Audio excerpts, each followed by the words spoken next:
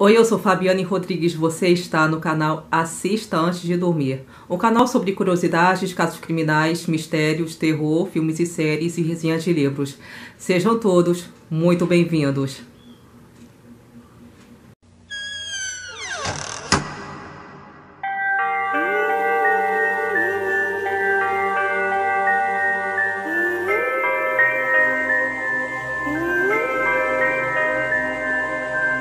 Bom, sempre às sextas-feiras eu trago aqui para o canal os maiores casos criminais que aconteceram tanto aqui no Rio de Janeiro como pelo Brasil e pelo mundo, que mais chocaram e que ficaram marcados para a história do crime. No vídeo de hoje eu vou falar sobre um caso que, na minha opinião, eu achei muito esquisito, muito chocante. É um caso cheio de mistérios, um caso perturbador, né?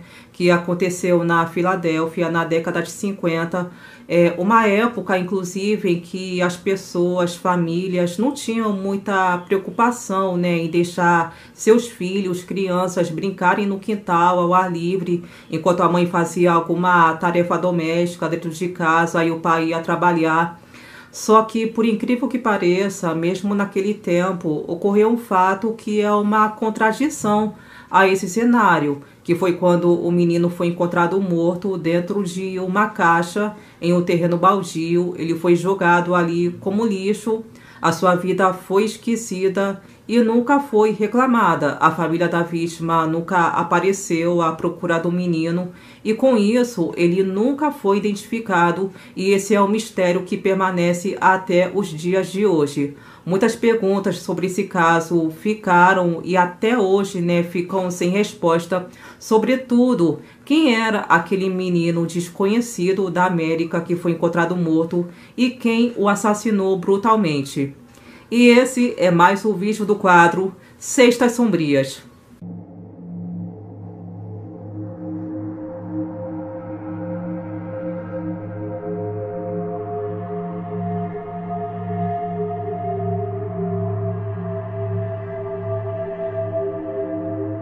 Tudo começou em uma tarde do dia 25 de fevereiro de 1957, quando o jovem, que na verdade era um estudante de um colegial, estava caminhando sozinho à procura de um coelho e de armadilhas para animais. Foi quando ele resolveu entrar por um terreno baldio que ficava ao lado da estrada de Susquehanna, que fica em Fox Chase, na Filadélfia. Só que, ao invés dele ter encontrado o animal que procurava, ele se deparou com um corpo humano sem vida no meio da mata. O rapaz, muito apavorado, fugiu do local na hora, quando o certo seria ali ter entrado em contato imediatamente com a polícia. Só que ele ficou com medo, talvez por estar muito assustado com o que viu, ou com medo da reação da polícia, ou talvez de sofrer represália, enfim. Mas no dia seguinte ele resolveu avisar os oficiais sobre o cadáver que tinha localizado. E foi então que se deu início a um dos casos mais misteriosos dos Estados Unidos, que segue sem solução até os dias de hoje. A polícia chegou ao terreno baldio onde estava o corpo e eles encontraram a caixa de papelão deitada de lado com uma das extremidades aberta. O corpo encontrado dentro da caixa era de um garoto que, pelo que os investigadores descobriram, tinha idade entre 4 e 5 anos, no máximo 6. Ele estava dentro de uma caixa que de longe parecia ser um berço. Na verdade, era uma caixa que foi usada para segurar um berço de bebê da JCPenney, que eu acho que seria a marca do berço, né? Ironicamente, nela estava escrito com letras vermelhas a seguinte frase: mobiliário frágil, não abra com a faca. E a 5 metros de distância da caixa foi encontrado também o boné de veludo colete azul. Quando o rapaz se aproximou do corpo, no dia em que ele viu, de início ele pensou que se tratava de uma boneca, mas depois ele logo percebeu que havia encontrado o cadáver de uma criança. O corpo estava nu e enrolado por um cobertor de flanela padrão indiano cor verde. O menino tinha a pele clara, olhos azuis e cabelos castanho claros. Ele tinha pouco mais de 1 metro de altura, só que ele estava muito magro para a altura dele, pesando apenas 14 quilos. E o que é mais estranho é que suas unhas tinham sido cuidadosamente aparadas e seus cabelos tinham sido aparados de uma forma muito rude, muito grosseira, desajeitada.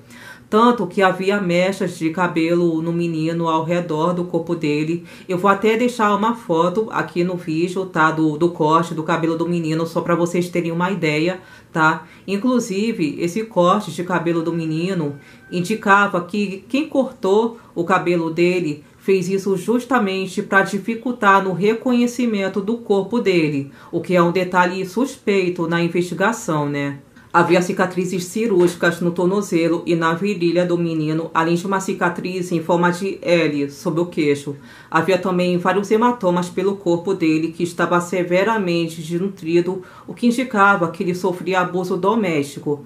Havia também ferimentos muito longos e prolongados, cobrindo grande parte de seu corpo, incluindo a cabeça. Outro detalhe também é que as solas dos pés do menino estavam muito enrugadas, o que indicava que ele permaneceu por muito tempo submerso debaixo da água antes de morrer.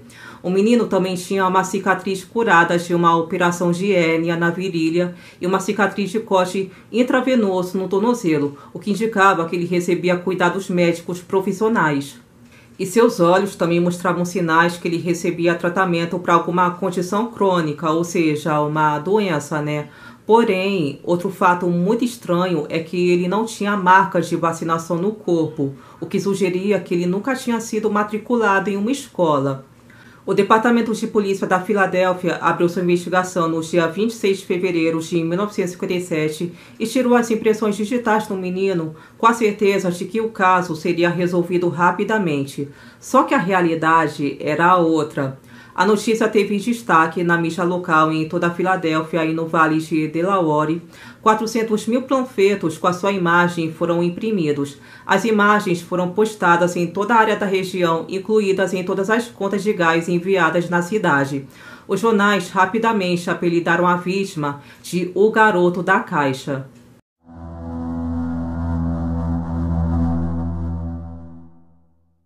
A perícia fez alguns exames no corpo dele e foi constatado que havia uma substância escura em seu esôfago que ninguém soube identificar naquele momento o que era. Porém, não foi constatado que o garoto havia comido algo antes de morrer. Havia também evidências que sugeriram que ele havia morrido devido a um traumatismo craniano, já que o médico legista chegou à conclusão que a morte do menino foi causada por golpes na cabeça. Quanto às investigações, havia muitas pistas a seguir. Primeiro, a polícia tentou descobrir a identidade do garoto visitando lares de criança, lares adotivos, hospitais na área, mas nenhuma criança de seu tamanho estava na lista de desaparecidos. Depois, eles buscaram impressões digitais em hospitais, mas nenhuma correspondia à do menino morto. Milhares de cartazes e panfletos foram distribuídos, conforme eu falei antes, mas ninguém entrou em contato com os oficiais. E como não havia muitas saídas para resolver o caso, a polícia chegou a fotografar o garoto com diferentes tipos de roupas que ele poderia ter usado em vida, na esperança de que alguém, um familiar, se lembrasse dele e fosse à sua procura. Mesmo assim, não surgiu mais nenhuma pista. E o que é mais incrível é que com tudo isso que foi feito para investigar, não apareceu nenhum parente, vizinho, amigo ou conhecido do menino que se apresentasse para a polícia. Era como se o menino nunca tivesse existido, né? No início, a investigação se concentrou na caixa em que ele foi encontrado. Então, eles rastrearam a origem da caixa do berço até localizarem a loja Upper Deblo, na Pensilvânia. A polícia descobriu que entre dezembro de 1956 e fevereiro de 1957 foram vendidas até 12 caixas daquelas e eles conseguiram rastrear até 9 compradores. Só que quem comprou a caixa pagou em dinheiro, portanto não deixou nenhuma identificação na loja. Então, como a loja não manteve registros de vendas e as impressões digitais na caixa não foram utilizáveis, os investigadores não conseguiram chegar a nenhuma conclusão. O próximo passo seria o cobertor em que o menino estava enrolado. O material barato era a flanela de algodão e tinha sido lavado e remendado recentemente. O Instituto Têxtil da Filadélfia determinou que a manta foi fabricada em Swannanoa, que ficava na Carolina do Norte ou Quebec. Só que milhares de cobertores idênticos àquele haviam sido feitos, o que tornou impossível para a polícia descobrir o local exato onde ele foi vendido. A única peça de evidência que os investigadores puderam se concentrar foi o boné azul encontrado próximo ao corpo. Havia uma etiqueta dentro do chapéu que levou a polícia até a loja Rob Ziegler Hat e Cap Company, na Filadélfia. A proprietária da loja afirmou que apenas 12 desses chapéus de veludo coletê haviam sido feitos.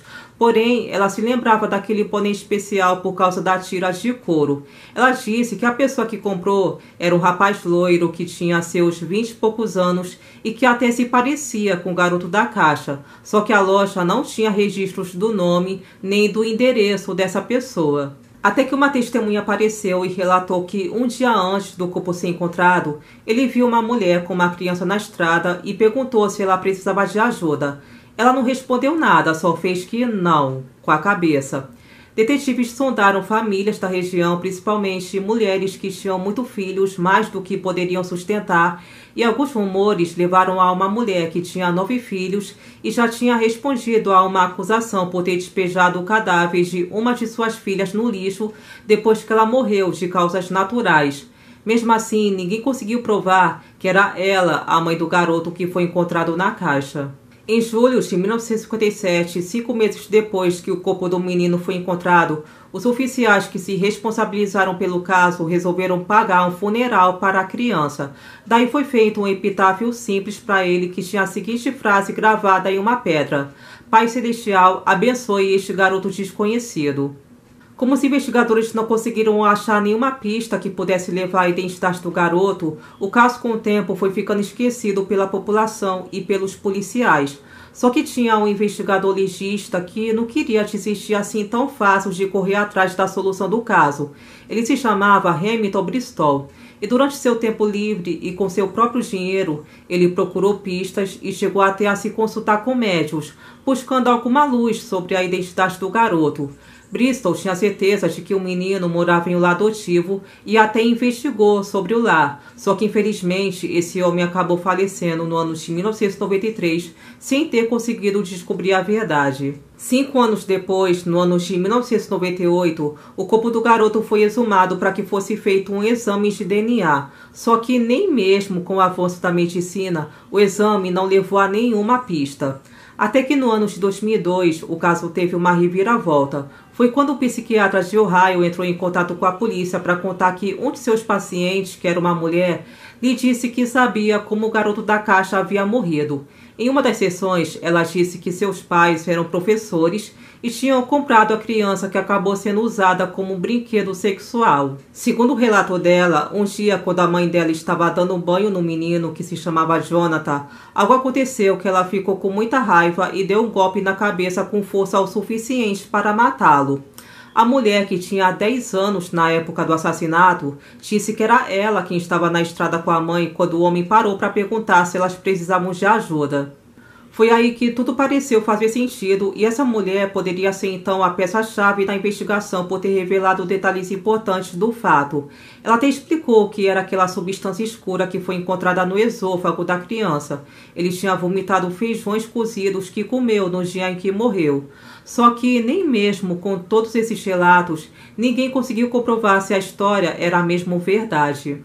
Até que no ano de 2016, o canal NBC publicou uma notícia que pode ser o ponto final no mistério. O Centro Nacional para Crianças Desaparecidas e Exploradas lançou uma reconstrução facial forense da criança, no qual seria possível imaginar como o garoto era quando ainda estava vivo, inclusive com seus cabelos intactos. A instituição ainda adicionou o garoto em seu banco de dados. Apesar do caso ser ainda um mistério até os dias de hoje, existem várias teorias. 2 delas foram amplamente investigadas. A primeira delas estaria relacionada a um lar adotivo que ficava a 2,5 km do local onde o corpo foi encontrado. Inclusive, em 1960, Hamilton Bristol, que foi o médico legista que correu atrás da solução do caso, como eu falei antes, lembra? Ele entrou em contato com um médico que lhe avisou sobre o lar adotivo. O investigador foi visitar o local algumas vezes e em uma dessas visitas ele descobriu um berço semelhante ao que foi vendido na JCPenney, além de cobertores parecidos com que o garoto estaria enrolado. Segundo o médico, a morte do garoto teria sido provocada por acidente e o corpo teria sido abandonado na beira da estrada para que a mãe não fosse dada como culpada ou identificada como mãe solteira, coisa que a sociedade não aprovava. No entanto, todas as provas sobre essa teoria eram circunstanciais e a polícia não conseguiu ligar o lar adotivo diretamente ao caso. A segunda teoria foi a que mais fez sentido, mas não foi completamente comprovada. Eu até já mencionei antes aqui, que foi quando em 2002 surgiu uma mulher que disse que conhecia o garoto e que deu informações importantes. Lembra que eu falei da mulher que relatou sobre o caso com o psiquiatra? Então, essa mulher, ela se chamava Marta e ela contou na época que a sua mãe, ela comprou o menino de seus pais biológicos em 1954 e o adotou como filho. Só que a relação da mãe dessa mulher com o garoto não era saudável e o menino, ele até sofria com abusos físicos e sexuais frequentemente. Na verdade, a mãe da Marta era uma mulher muito problemática e abusiva, inclusive e até mesmo com a própria filha dela. A Marta relatou que cresceu como filha única e que era regularmente abusada sexualmente pela própria mãe. Até que quando ela tinha 10 anos, ela foi acompanhar a mãe a um bairro que ela não conhecia. Lá, a Marta testemunha sua mãe entregar um envelope com dinheiro para comprar uma criança. Chegando em casa, a mulher trancou o menino no porão e nunca permitiu que ele saísse de casa. O porão estava cheio de lixo, apenas com ralo para o banheiro. A Marta disse que o menino nunca falou e ela acreditava que ele tinha problemas intelectuais. O garoto, inclusive, passava fome e também era abusado regularmente pela mãe dela. E o nome dessa criança era Jonathan. Até que um belo dia o Jonathan vomitou um prato de feijão que ele havia comido. Isso fez com que a mãe de Marta explodisse de raiva, arrastando ele para cima, o que causou hematomas nas pernas dele, e ela jogou ele brutalmente contra a banheira. Ela bateu nele e bateu a sua cabeça nos azulejos, enquanto a Marta ficava assistindo do banheiro. O grito do menino foi o único som que a Marta ouviu naquele momento. E depois que o garoto finalmente veio a falecer, a mãe de Marta cortou o cabelo dele de tal forma que ela pudesse garantir que a polícia não percebesse que ele havia sido mantido dentro de casa como prisioneiro. Então a mãe dela colocou ele no carro, né? E eles foram viajar até ter encontrado o local adequado para despejar o corpo dele. Aí a mulher então deixou o corpo no mato dentro de uma caixa por acreditar que a caixa não iria levantar qualquer suspeita. E foi aí que apareceu uma testemunha, né, confidencial do dia do assassinato, que abordou a mulher com a criança perguntando se elas precisavam de ajuda, conforme a testemunha relatou posteriormente, mais tarde.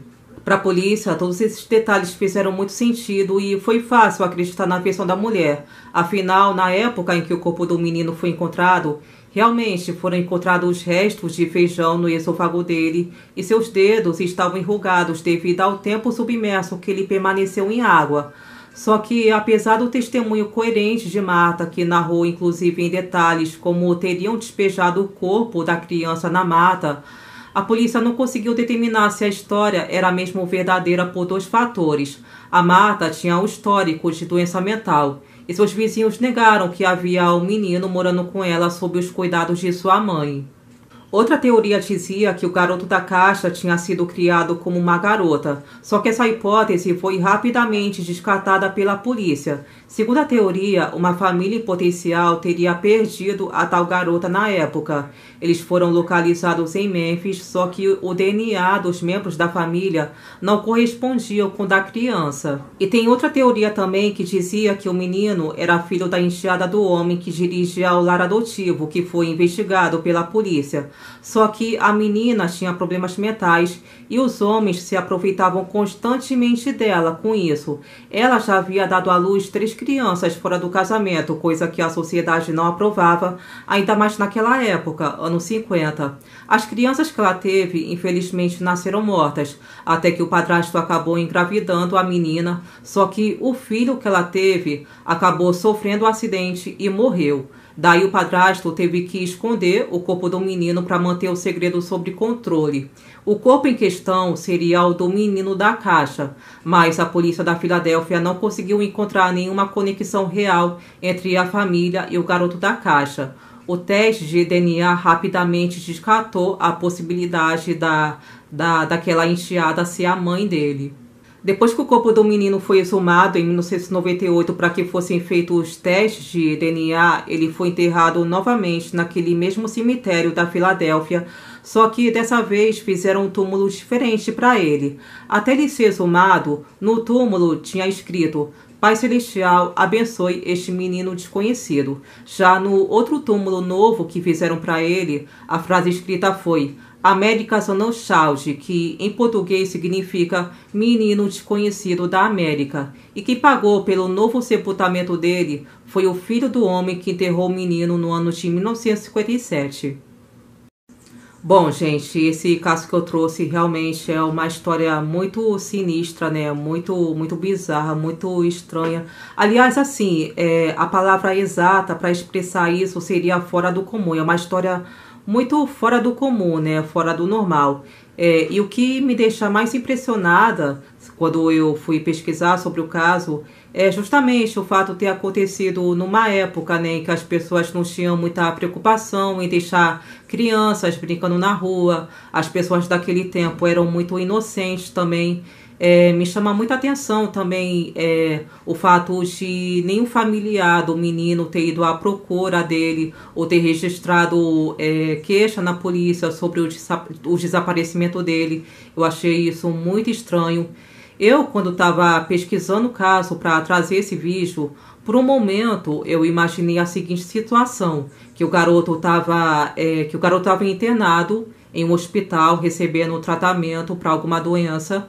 Até porque, conforme eu pesquisei, né, conforme eu vi nas pesquisas, eu até falei aqui no vídeo, havia sinais no corpo do garoto que indicavam que ele recebia tratamento para algum tipo de doença. Daí eu imaginei que ele estava no hospital sendo tratado, que ele estava muito doente, ou que talvez ele tinha alguma doença grave, que a situação era muito delicada. Daí a família não aguentou a barra, né, e acabou desistindo do garoto, acabou deixando ele morrer, ou até mesmo matou o menino e decidiu abandonar o corpo no mato. A minha teoria foi essa, entendeu?